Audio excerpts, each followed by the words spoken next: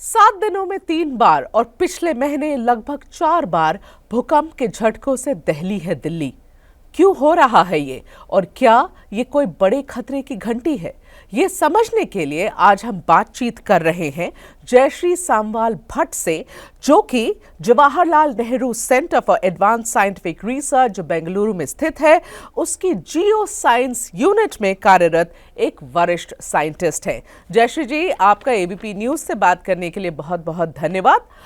मेरा पहला सवाल जो सबके जहन में, और मुझे लगता है दिल्ली में हर दिल्ली वासी के दिमाग में यही सवाल चल रहा है पिछले 1 महीने से, कि क्या हो रहा है ये बार बार जो भूकंप के झटके आ रहे हैं और रेगुलर इंटरवल्स में, और जैसे मैंने कहा 7 दिन में 3 बार, तो ये क्यों हो रहा है, क्या हो रहा है यहाँ? धन्यवाद। मेघा जी, मैं आपको पहले तो ये बताना चाहूंगी कि जो भी गंगा के मैदानी क्षेत्रों में हाल ही में दर्ज किए गए जो भूकंप हैं, वो एक तरीके से सबकॉन्टिनेंट या भारतीय उपमहाद्वीप की सक्रिय भौतिक भूगर्भ वैज्ञानिक गतिविधियों को दर्शाते हैं। इसका मतलब है कि हमारा जो इंडियन टेक्टोनिक प्लेट है वो काफी टेक्टोनिकली काफी एक्टिव है। तो दिल्ली में अगर आप 17 फरवरी 2025 की सुबह जो रिक्टर पैमाने पर 4.0 तीव्रता का अर्थक्वेक आया था, दर्ज किया गया था, तो अगर हम नेशनल साइज्मोलॉजिकल सेंटर के अनुसार देखें तो भूकंप का केंद्र महज 5 किलोमीटर की शैलो डेप्थ पे था। और अगर मैं जियोलॉजिकल टर्मिनोलॉजी में अगर आपको समझाना चाहूँ तो डेप्थ की बात करूँ तो शैलो डेप्थ के जो अर्थक्वेक्स होते हैं वो 0 से लेकर के 70 किलोमीटर की गहराई पर आते हैं, और 70 से लेकर के 100 किलोमीटर की गहराई पे आने वाले जो अर्थक्वेक होते हैं उनको हम इंटरमीडिएट या मध्यवर्ती भूकंप भी कहते हैं। और उससे डीप वाले अर्थक्वेक जो कि 300 से 700 किलोमीटर की गहराई पे होते हैं उन्हें हम डीप अर्थक्वेक कहते हैं। तो दिल्ली में अगर मैं सिर्फ अभी दिल्ली की बात करूं तो दिल्ली में प्रायः शैलो डेप्थ के भूकंप की घटनाएं ज्यादा देखी जाती हैं, और इस भूकंप के पीछे 2 मुख्य कारण हो सकते हैं। पहला जो कारण है वो है कि दिल्ली भूकंप की दृष्टि से उच्च संवेदनशील क्षेत्र है, क्योंकि यह क्षेत्र भूकंपीय क्षेत्र, अगर हम जोनिंग करते हैं तो साइस्मिक जोन 4 में आता है, जहां 5 से लेकर के 6 मैग्नीट्यूड के भूकंप आमतौर पर देखे जाते हैं। और दिल्ली में एक रिज है जिसका नाम है दिल्ली हरिद्वार रिज। यह एक प्रमुख भूगर्भीय संरचना है, और वो जो दिल्ली से होते हुए जाती है, इस क्षेत्र से होकर गुजरती है, जो क्षेत्रीय भूकंप गतिविधियों से बहुत क्लोजली जुड़ा है। यह संरचना भारतीय प्लेट और यूरेशियन प्लेट्स के बीच लगभग 50 मिलियन या 5 करोड़ वर्षों से जारी टकराव का परिणाम है। जैसे अगर मैं लैंग्वेज में बात करूं तो जब इंडियन प्लेट नॉर्थ की ओर को मूव कर रही थी, क्योंकि ये सारी टेक्टोनिक प्लेट्स जो होती हैं वो कभी भी स्टेबल रहती हैं, हमेशा टेक्टोनिकली मूव करती रहती हैं। तो इंडियन प्लेट जो है वो एक टेक्टोनिकली बहुत ही एक्टिव प्लेट है, और वो जब नॉर्थ की ओर मूव कर रही थी उसी टाइम पे वो यूरेशियन प्लेट से टकराई, और यूरेशियन प्लेट के कारण टकराने के कारण जो बीच में जो समंदर था जिसको हम टेथिस ओशन कहते हैं, जो टेथिस ओशन में जो सेडिमेंट था वो इस तरीके से एक के ऊपर एक पाइल अप होता गया और हिमालय का निर्माण हुआ। तो अगर हिमालय की मैं बात करूं तो वो सबसे यंगेस्ट माउंटेन चेन है वर्ल्ड की, और बहुत ही ज्यादा एक्टिव है। तो ये पर्टिकुलरली अगर इस अर्थक्वेक की हम बात करें तो ये अर्थक्वेक क्योंकि इस टाइम पे अगर जो ये लेटेस्ट अर्थक्वेक आ रहे हैं उनका कोई भी लिंक जो है वो हिमालयन अर्थक्वेक से नहीं है, क्योंकि हिमालय में अभी एक भी एपिसेंटर नहीं है जो अर्थक्वेक्स अभी देखने को मिल रहे हैं। जयश्री जी, आप ये कहना चाह रही हैं कि क्योंकि ये सारे रिक्टर स्केल पर या आप लोगों के मापदंड से ये शैलो ये सारे शैलो अर्थक्वेक्स हैं, तो ये इसका आप कनेक्शन नहीं बना रही हैं, जो इंडियन या यूरेशियन प्लेट की मूवमेंट हो रही है उससे आप इसे नहीं कनेक्ट कर रही हैं, क्या आप ये कह रही हैं? एग्जैक्टली। तो यही मैं कहना चाहती हूँ कि ये जो रिसेंट में अर्थक्वेक आ रहे हैं, पार्ट ऑफ जो अभी अफगानिस्तान में और हिमालय के कुछ जोन्स में जो एपिसेंटर था उससे रिलेटेड अगर हमें कोई कंपन महसूस होता है अर्थक्वेक अर्थक्वेक का, तो एब्सोल्युटली वो तो हिमालय की गतिविधियों से रिलेटेड है, लेकिन जो अभी फ्रीक्वेंट अर्थक्वेक जो आ रहे हैं वो काफी शैलो अर्थक्वेक हैं। और जो रिसेंटली अभी अर्थक्वेक जो आया था, अगर हम उसकी बात करते हैं, तो वो भी एक बहुत ही शैलो अर्थक्वेक था।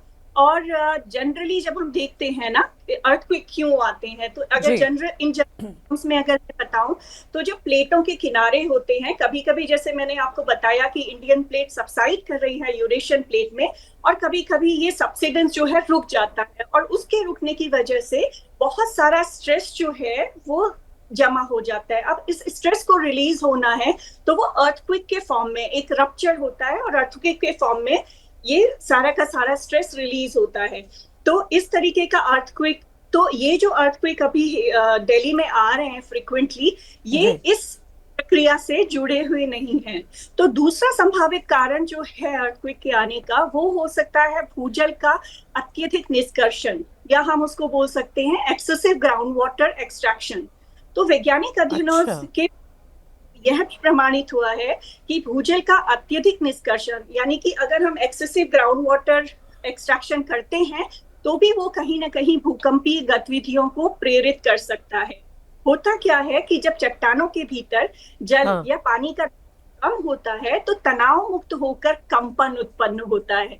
जैसे अगर आप 2021 में एक साइंटिफिक रिपोर्ट में एक अध्ययन प्रकाशित किया गया था, उसके अनुसार दिल्ली क्षेत्र में हल्की तीव्रता के मॉडरेट भूकंपों में अगर हम देखें, तो जी। वार्षीय और दशकीय समय सीमा पर महत्वपूर्ण परिवर्तन देखे गए हैं। और यह परिवर्तन मानवीय गतिविधियां, सिंचाई, शहरीकरण और मौसमी जल भंडार, जिनको कि हम सीजनल एक्वीफर्स भी कहते हैं, उनसे रिलेटेड है।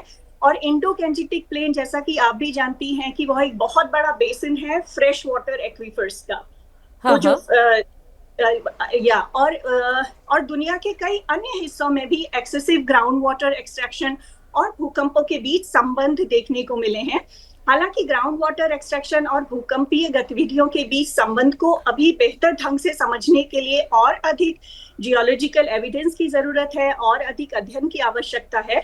लेकिन पर दिल्ली जयश्री में जी, आप ये तो आप एक तरीके से आप लोग तो रिसर्च कर रहे हैं, एक तरीके से ये कनेक्शन आपने बनाया है कि क्योंकि यहाँ की ग्राउंड वाटर को इतना ऊपर खींचा जा रहा है, उसका इस्तेमाल किया जा रहा है, इंडो गैंजेटिक प्लेन में ग्राउंड वाटर को हम पंप आउट कर रहे हैं, जिस भी यूज के लिए, इंडस्ट्रियल यूज के लिए, रेसिडेंशियल यूज के लिए हम पानी जो पंप आउट कर रहे हैं, वो एक पॉसिबल वजह हो सकती है इन भूकंप के झटकों के लिए, राइट? एग्जैक्टली, तो मैं यही आपसे कहना चाह रही हूँ। तो लेकिन इसको, क्योंकि साइंटिफिक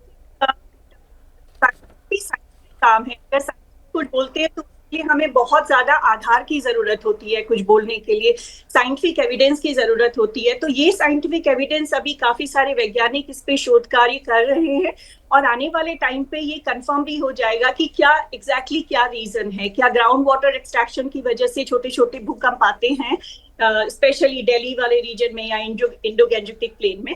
तो एक तरीके अच्छा। से देखा, दिल्ली में जो बार बार आने वाले भूकंप हैं, इस बात का भी संकेत देते हैं कि प्राकृतिक और मानवीय कारणों का ये एक संयोजन है, जो कि अच्छा। भूकंपीय जोखिमों को प्रभावित कर सकता है। तो ये तो जयश्री नेचुरल।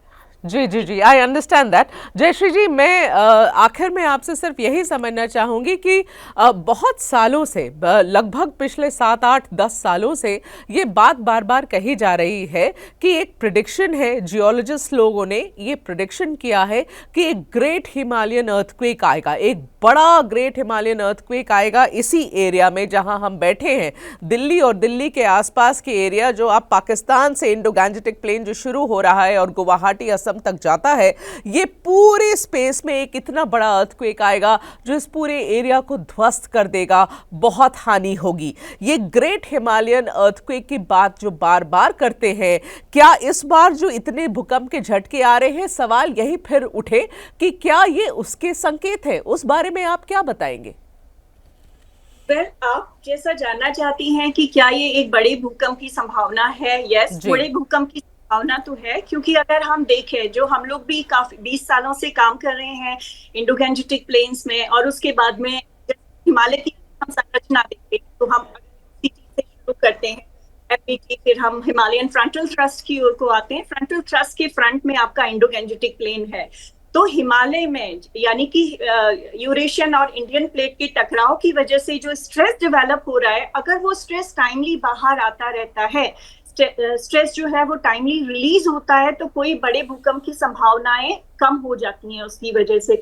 लेकिन अगर आप देखते हैं कांगड़ा अर्थक्वेक के बाद में ऐसा कोई भी बड़ा भूकंप नहीं आया है जिसका रप्चर इतना हो कि जो एनर्जी स्टोर हुई है इस कोलिजन जोन में वो रिलीज हुई हो। तो इसका क्या मतलब है कि स्ट्रेस अभी भी एक्यूमुलेटेड है इंडियन प्लेट के नीचे और वो रप्चर होने के लिए तैयार है। स्पेशली जियोलॉजिकल लैंग्वेज में जो एक हमारा पार्ट है जहां पे हम उत्तराखंड और नेपाल हिमालय की बात करते हैं, ये एक लॉक्ड जोन है जहां बहुत सालों से कोई बहुत बड़ा रप्चर नहीं हुआ है। और हमारी जियोलॉजी स्टडीज जो है, जो हम लोगों ने हिमालयन फ्रंटल थ्रस्ट के और इंडो गैंजेटिक्स में जो स्टडीज की हैं, ट्रेंचिंग की है, उसके बेस पे भी हमारे रिजल्ट भी हमें यही बताते हैं कि एक बड़ा अर्थक्वेक 8 मैग्नीट्यूड का या 8 और भी 8 से ज्यादा मैग्नीट्यूड का एक अर्थक्वेक जो है वो इस जोन में ड्यू है, तो वो कभी भी आ सकता है। और उस अर्थक्वेक, जयश्री जी आप कह रही हैं 8 रिक्टर स्केल का अर्थक्वेक हमारे इस एरिया में, दिल्ली और दिल्ली के आसपास के इलाकों में ड्यू है, आप ये कह रही हैं? हाँ, लेकिन मैं ये नहीं कह रही हूँ कि उसका एपिसेंटर दिल्ली होगा। उसका एपिसेंटर उत्तराखंड का इलाका या फिर नेपाल का कोई इलाका हो सकता है, क्योंकि ये एक लॉक्ड जोन है। और अगर यहाँ पे कोई बड़ा अगर एपिसेंटर होता है, बड़ा कोई अर्थक्वेक जनरेट होता है, तो उसकी वजह से दिल्ली में जो नुकसान होगा वो लिक्विफैक्शन की वजह से होगा। अगर आप देखें तो दिल्ली में जो है बहुत ज्यादा आपके पास में अलुवियल प्लेन्स हैं जहां की अलग अलग तरीके की सेडिमेंट्री लेयर्स जमा होती है, जो कि पुरानी नदियों ने लाके उसको गैंजेटिक प्लेन्स में जमा किया है।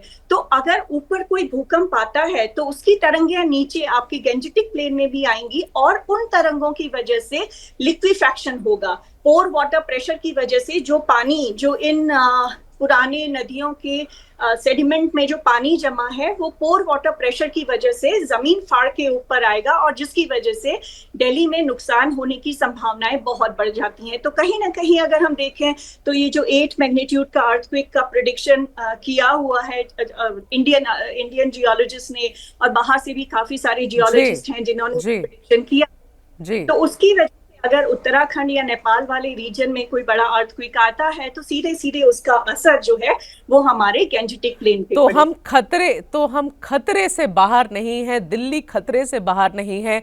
आप एक साइंटिस्ट होकर ये कह रही हैं अपनी रिसर्च के बेसिस पर कि एक बड़ा अर्थक्वेक यहाँ पर ड्यू है। आप 8 रिक्टर स्केल कह रही हैं, उस पर जितनी तबाही आप अभी तो कुछ कहना ये गलत भी होगा, मगर अगर ऐसा हुआ तो तबाही बड़े स्तर पर होगी। आप ये बता रही हैं, हमारे लोगों को आगाह कर रही हैं कि शायद यहाँ ऐसा हो सकता है। ये सारी मामले को सरल तरीके से समझाने के लिए जयश्री जी आपका बहुत बहुत धन्यवाद। धन्यवाद, थैंक यू, बहुत बहुत धन्यवाद आपका। Thank you.